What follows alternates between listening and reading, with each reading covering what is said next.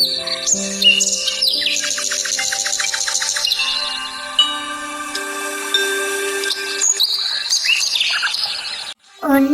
එක ඈත තිබුණ ලස්සන ගමක රෝසි කියලා ගෑනු ළමයෙක් ජීවත් වුණා.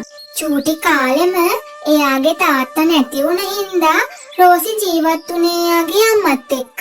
මගේ දුවේ අම්මා අගත් වැඩට යනවා.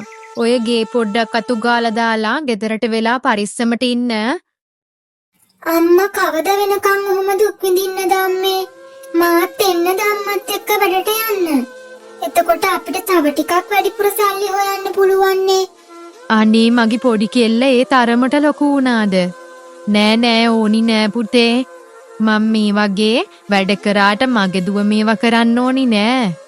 රෝසිගේ අම්මා වැඩ කළේ ගමේ හිටපු පෝසත් මුදලාලි කෙනෙක්ගේ ගෙදර. රෝසිගේ තාත්තා නැති වුණ දවසේ ඉඳන් අම්මා ගොඩක් දුක් විඳලා තමයි රෝසිව හදාගෙන තියෙන්නේ.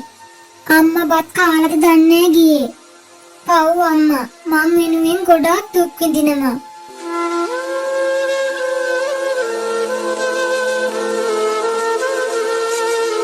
අනේ පැටියෝ ඔයාටත් බඩගිනීද? ඒත් බත් චුට්ටයිනේ මටත් තියෙන්නේ. කමක් නෑ මං උදේත් කෑවනේ. සමහර විට ඔයා උදේටත් කාලා නැතුව ඇති. ඒ හින්දා මට වඩා බඩගින්නක් ඔයාට ඇති. ඒ හින්දා මේ බත් ටික ඔයා කන්න. මං එක වේලක් බඩගින්නේ හිටියා කියලා මොකුත් වෙන්නේ නෑනේ.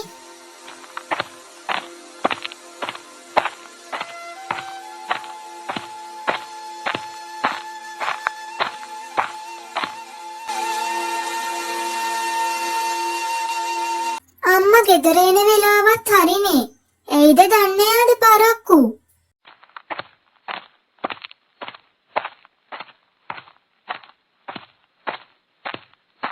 ඇයි අම්මේ ඔයාද දුකින් වගේ? ඇයි අම්මට ඒ ගෙදර නෝනා බැන්නද අද? බැන්න නෙවෙයි රෝසි. ආයෙ මට ඒ ගෙදර වැඩට එන්න එපා කිව්වදුවේ. මගේ අතින් අද වීදුරු පිඟානක් බිඳුණා. ඒකට මට හොඳටම බැනලා ආයෙ ඒ ගෙදර වැඩටත් එන්න එපා කිව්වා. මේ මාසෙ මං වැඩ කරපු දවස් ටිකටවත් සල්ලි දුන්නේ නෑ දුවේ. අම්මා දුක් වෙන්න එපා අම්මේ. අපට ඒ රස්සාව නැති වුණාට වෙන හොඳ රස්සාවක් හම්බෙයි. වේලක් නොකා වේලක් කාලා හරි රෝසිගේ අම්මා රෝසිව බලාගත්තේ මේ රස්සාව නිසා. ඒත් දැන් ඒකත් නැති වුණාට පස්සේ ජීවත් වෙන්නේ කොහොමද කියලා රෝසිගේ අම්මා ගොඩාක් දුක් වුණා. වැඩි කාලයක් යන්නේ නැතුවම මේ ගැන හිතලම රෝසිගේ අම්මා ලෙඩ වුණා. අම්මා බය වෙන්න එපා. මං ඉක්මනටම අම්මව සනීප කරන්න සල්ලි හොයා ගන්නවා. නෑ රෝසි මට වැඩි අමාරුවක් නෑ. මං හෙට උදේට ටවුම පැත්තට ගිහින් මොකක් හරිම රස්සාවක් හොයා ගන්නම්කෝ. ඔයා බය නැතුව ඉන්න දුවේ.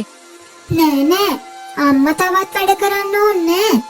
මම මලිතිලාගේ ගෙවල් පැත්තේ ගිහින් එන්න දාන්නේ. අදට කන්න නම් හාල් තියෙනවා. ඒත් හෙට උයන්න හාල් නෑ.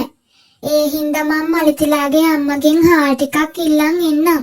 මලිතිගේ ගෙදරට යන්න තියෙන්නේ කැලේ පාරේ යන්නේ පුතේ. ඔයා තනියෙන් යන හින්දා පරිස්සමෙන් ගිහින් එන්න. ගෙදර හාල් ඉවර වුණ හින්දා හාල් ටිකකුත් ඉල්ලගෙන රෝසිට මොකක් හරිම රස්සාවක් හොයලා දෙන්න කියලා මලිතිගේ තාත්තට කියන්නත් හිතාගෙන රෝසි මලිතිලාගේ ගෙදර යන්න පිටත් වෙනවා. ඔන්න ඉතින් රෝසි කැලේ මැදින් තිබුණු අඩිපාර දිගේ මලිතිගේ ගෙදර යන්න පිටත් වෙනවා. අනේ මේ ඉන්නේ කවුද? මං මීට කලින් දැකලා නෑනේ මෙහෙම කෙනෙක් අපේ ගමේ. ඔයා කවුද? මේ කැලේ මොකද කරන්නේ? මගේ නම සිඟිති. අනේ මට මගේ අම්මයි තාත්තයි දෙන්නම නෑ. මට ඉන්න තැනක්වත් නෑ. ඉතින් මං ටික දවසක ඉඳන් මේ කැලේ ඉන්නේ. මේ කැලේ? ඔයා කොහොමද මේ කැලේ තනියෙන් හිටියේ? මේ දවස් ටිකේම හොඳටම වැස්සත් එක්කනේ. මොනා කරන්නද ඉතින්? තෙමි බඩගින්නෙම හිටියා. ඔයාට පුළුවන් ද මාව ඔයාලගේ ගෙදර එක්කරන් යන්න? හරි, එහෙනම් අපි යමු අපේ ගෙදර දැන්. කැලෑ පාරේදී හම්බුණ සිඟිතිවත් එක්කරගෙන රෝසි එයාගේ ගෙදර යනවා.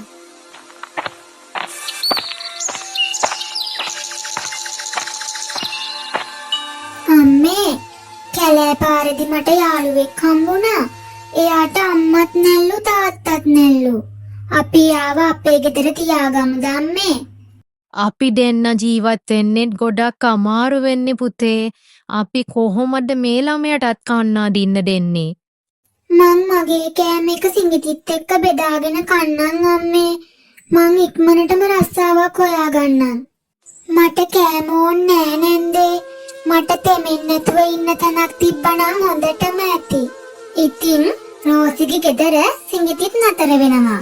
දවසකට වේලක් දෙකක් බොහොම අමාරුවෙන් හොයන් කාපු රෝසියාගේ අම්මයි ඒ හම්බුණ කෑම එකත් සිඟිතිත් එක්ක බෙදාගෙන කන්න පුරුදු වෙනවා. එයාලා කවදාවත් සිඟිතිව කරදරයක් කියලා හිතුවේ නෑ.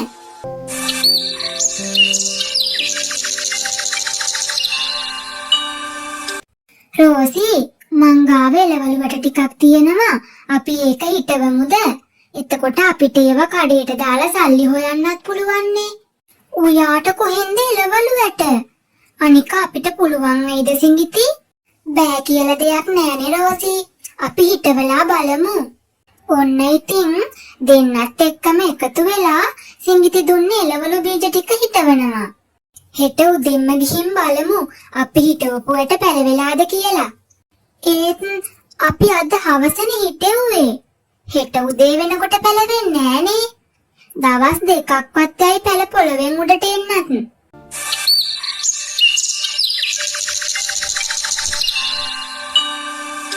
ඔන්න අනිත් පහවදා උදෙන්ම සිඟිති රෝසි එයාලා හිටවපු එළවලු බීජ පැලවෙලාද බලන්න වත්තට යනවා.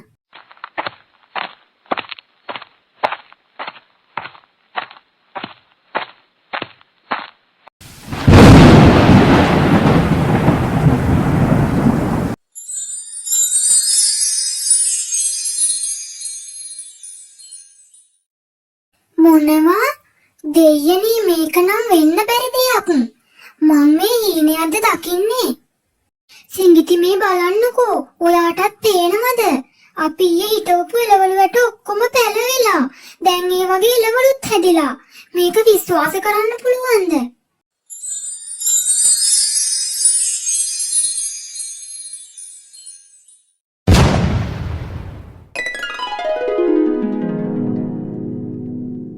රෝසි, මම ඔයා හිතන් හිටපු සිඟිති නෙවෙයි.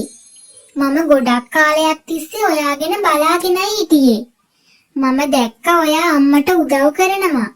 මම දැක්කා ඔයා අසරණ සත්තුන්ට පිහිට වෙනවා. ඔයාගේ කෑම එක පවා බල්ලෙක්ට කන්න දීලා ඔයා බඩගින්න ඉන්නව මම දැක්කා. මම මිනිස් වෙස් අරගෙන ආවමත් ඔයයි අම්මයි මට ගොඩක් හොඳට සැලකුවා. ඔයා ගොඩාක් හොඳ දරුවෙක් රෝසි. අද ඉඳන් ඔයාගේ අම්මගේ ජීවිතේ සතුටින්ම ගෙවෙයි. හැමදාම ඔය වගේ හොඳ ළමයෙක් වෙන්න. අනිත් දවසේ උදේම රෝසි එළවලුත් කඩාගෙන ටවුමට ගිහින් විකුණලා සල්ලි හෙව්වා. රෝසිගේ එළවලු වගාවේ කවදාවත් එළවලු ඉවර වුණේ නම් නෑ.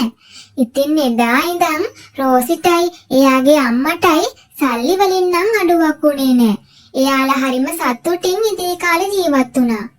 කතාව බලලා කතාව හොඳයි නම් channel එක subscribe කරලා like එකක් comment එකක් දාන්න අමතක කරන්න එපා යාළුවනේ.